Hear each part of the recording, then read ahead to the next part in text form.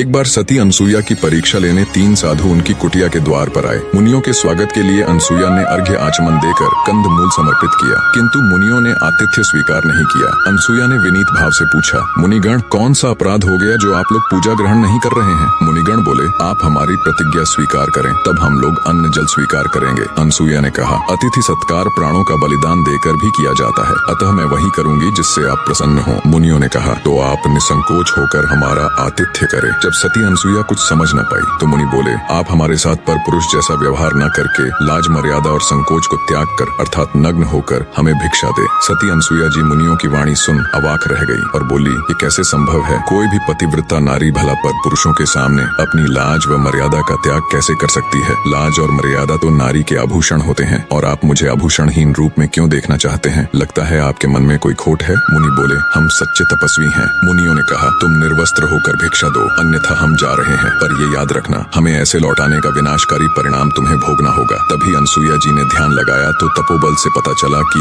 ये तीनों मुनि और कोई नहीं बल्कि ये तो स्वयं त्रिदेव ब्रह्मा, विष्णु और महेश हैं। पता चला माता लक्ष्मी जी, सती पार्वती और सरस्वती जी ने अपने अभिमान वश इनको यहाँ मेरा पतिव्रत्य नष्ट करने के लिए भेजा है। सब जानकर माता अनसुईया जी मुनियों को कुटिया के अंदर ले गई और आदर पूर्वक बैठा दिया। प्रार्थना की, यदि मैं सच्ची पतिव्रता हूँ तो यदि मैंने भूल से भी स्वप्न में भी पर पुरुष का ध्यान न किया हो तो तीनों त्रिदेव 6 महीने के शिशु हो जाएं। इतना कहते ही वे 6 महीने के बालक बनकर रोने लगे। माता ने निर्वस्त्र होकर स्तनपान कराया। महामुनि अत्रि अनसुईया के पति भी आ गए और सुकुमार बच्चों को देखकर आश्चर्यचकित हो पूछा, देवी, देव स्वरूप कमनीय, ये तीनों बच्चे किसके हैं? अनसुईया ने कहा, भगवान, ये आपके ही बच्चे हैं। भगवान ने स्वतः कृपा की है। महर्षि समाधि के द्वारा रहस्य को जानकर आनंदित हुए। तीनों देव अब छोटे बच्चों के रूप में माँ की गोद में खेलते और माँ से क्रीड़ाएं करते थे। दिन बीते, मास बीता, वर्ष बीता। तीनों देवियां घबरा गईं कि पतिदेव कहाँ चले गए। उन्हें इतना समय तो नहीं लगना चाहिए था। वे घर से निकल पड़ी और मंदाकिनी के तट पर पहुंच गई। इस बीच नारायण नारायण की ध्वनि के साथ नारद उपस्थित हो गए। देवियों ने किसी तरह नारद को रोका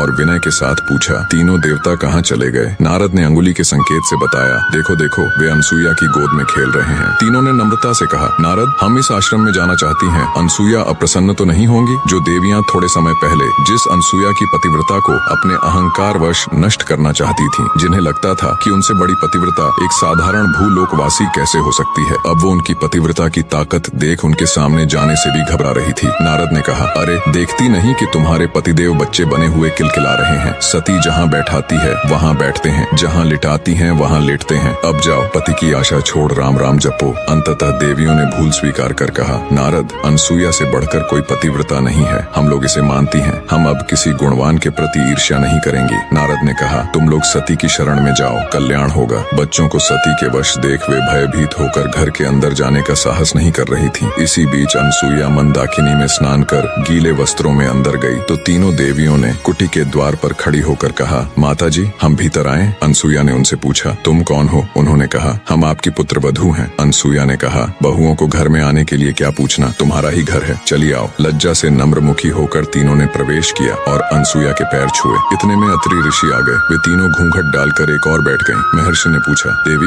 ये तीनों कौन हैं? देवी ने कहा, ये तीनों आपकी पुत्र वधुएं हैं। देवी, तुम तो बड़ा कौतुक करती हो, अब बड़ी बहुएं भी आ गईं। अत्रि ने आश्चर्यपूर्वक कहा। तीनों देवियों ने सती के पैर पकड़े और कहा, क्षमा करें और हमारे पति हमें प्रदान करें। अनसुईया ने कहा, मैं कब मना कर रही हूँ, गोदी में उठाकर ले जाओ। तब तीनों ने प्रार्थना की, माँ, अब और अधिक लज्जित न करें। यह सुनकर देवी का हृदय द्रवित हो गया और उन्होंने पुनः पतिव्रता धर्म के बल से उन्हें यथावत कर दिया और उठकर तीनों देवों की वंदना की और पूजन किया। देवताओं ने कहा, पतिव्रते, हम तुम्हारे पतिव्रत्य से संतुष्ट हैं, वर मांगो। माता अनसुईया ने कहा, आप मेरे पुत्र हो जाएं। तीनों ने तथास्तु कहा। यही देव बाद में पुत्र के रूप में उत्पन्न हुए। पति को परमेश्वर मानकर अपनी समस्त इच्छाओं को पति की इच्छा में विलीन कर जो नारियां जीवन यापन करती हैं, उनके लिए संसार में कुछ भी असाध्य नहीं है। अनसुईया जी से जुड़ी एक और कथा है जिससे उनकी पतिव्रता शक्ति का पता चलता है। एक बार जब पृथ्वी पर पतिव्रता शांडिली के कारण 10 दिन तक सूर्योदय नहीं हुआ था, तब माता अनसुईया जी ने देवताओं के आग्रह करने पर पतिव्रता शांडिली की मदद कर भीषण त्रासदी को टाला था। बहुत समय पहले प्रतिष्ठानपुर नामक नगर में कौशिक नाम का एक दुष्ट ब्राह्मण रहता था। वह कोढ़ से पीड़ित था। उसके रिश्तेदार उसे छोड़कर चले गए, लेकिन उसकी पत्नी शांडिली उसे देवता के समान ही पूजती थी। कौशिक बड़ा ही क्रोधी स्वभाव का था। वह शांडिली का बिना किसी कारण अपमान करता रहता, लेकिन वह सुनती रहती। दिन भर अटारी में बैठकर आने जाने वाली स्त्रियों को बुरी नजर से ताकता था। एक दिन नगर के राजा के यहाँ से एक वैश्या निकली, जिसे देखकर कौशिक की काम वासना जागृत हुई। उसने अपनी पत्नी शांडिली से कहा, कुछ देर पहले मैंने यहाँ एक सुंदर वैश्या को जाते देखा था, क्या तुम मुझे उसके पास ले चलोगी? पति के मुख से दूसरी स्त्री, वो भी वैश्या, के पास जाने की बात सुनकर भी शांडिली को क्रोध नहीं आया, बल्कि वह पहले उस वैश्या के घर गई और वैश्या के सामने अपने पति की इच्छा व्यक्त की। वैश्या ने उसे बहुत सारे धन और उसके पति के साथ आधी रात को आने के लिए कहा। यह सुनकर शांडिली अपने घर लौट आई। अपने ही पति को वैश्या के पास ले जाने के लिए शांडिली ने सारे आभूषण इकट्ठे किए। जब रात हुई तो शांडिली जी ने अपने कोढ़ से घर्षित पति को कंधे पर उठाया और चल पड़ी। जिस मार्ग से वो अपने पति को लेकर जा रही थीं, उसी मार्ग में थोड़ी आगे मांडव ऋषि को चोरी के संदेह में राजा ने सूली पर चढ़ा दिया था। हालांकि मांडव ऋषि के पास भक्ति की इतनी ताकत थी कि वो चाहे तो अपनी मंत्र शक्ति से सजा से बच सकते थे, परंतु जब वो एक छोटे बच्चे थे तो चींटियों को कांटे चुभोया करते थे। अब उन्हें ये सजा उसी के फलस्वरूप मिली है, ये वे भली भांति जानते थे। तो अपने कर्मों को काटने के लिए वे सूली की सजा भुगत रहे थे। तभी वहाँ से शांडिली गुजरी। काफी अंधेरा होने के कारण उनके पति का पैर सूली से लग गया, जिससे सूली हिलने लगी और ऋषि को असहनीय पीड़ा हुई। पीड़ा से छटपटाते ऋषि ने शाप दिया, जिसने भी इस सूली को हिलाया है, सूर्य उदय होने से पहले उसकी मृत्यु हो जाए। शांडिली ऋषि का शाप सुनकर कांप उठी और उनसे आग्रह किया, महाराज, अंधेरा ज्यादा होने के कारण अनजाने में मेरे पति का पैर सूली से लग गया, कृपया अपना शाप वापस ले ले। किंतु मांडव ऋषि ने ऐसा करने से साफ मना कर दिया।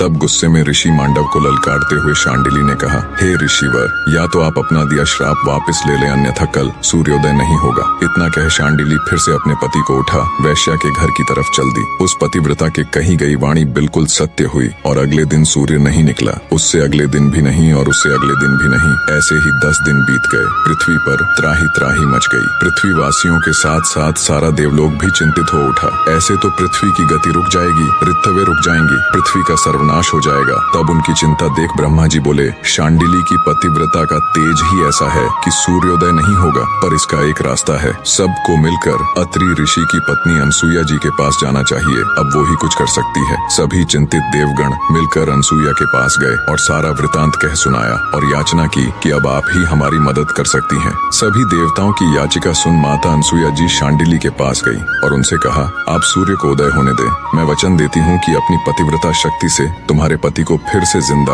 और बिल्कुल स्वस्थ कर दूंगी। उनका रोग समाप्त हो, वो देवताओं के जैसे अजर हो जाएंगे। माता अनसुया से आश्वासन मिलने के बाद देवी शांडिली ने सूर्योदय होने दिया। माता अनसुया जी ने अपने वचन अनुसार कौशिक ऋषि को जीवित कर उसे देवताओं की तरह अजर बना दिया। कौशिक ऋषि अब पहले की तरह कठोर स्वभाव का नहीं रहा।